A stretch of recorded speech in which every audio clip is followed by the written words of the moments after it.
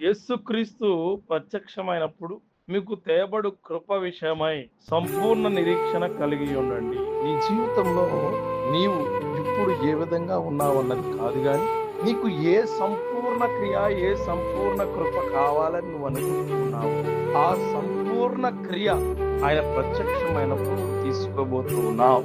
ఇప్పటికే కృప ఉందండి, ఇప్పటికే జీవితం ఉందండి అని నువ్వు అనుకోవచ్చు. అని ఇప్పుడుంటే సరిపోదండి.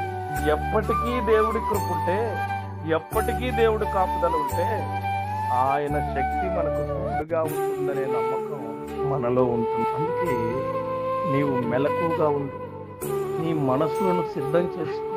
దేవుడు నీకు ఇస్తున్న అద్భుతమైన కృప కొరకు ఎదురు చూడు. ఆ కృప నీకు తోడుగా ఉంటే నీ సకల సంపూర్ణత అన్ని గొప్పగానే ఉంటాయి. ఆ గొప్ప క్రియలు, ఆ గొప్ప కార్యాలు, సంపూర్ణమైన ఆలోచనలతో నింపే క్రియలు నీకు దేవుడు ఇస్తూ ఉన్నాడు.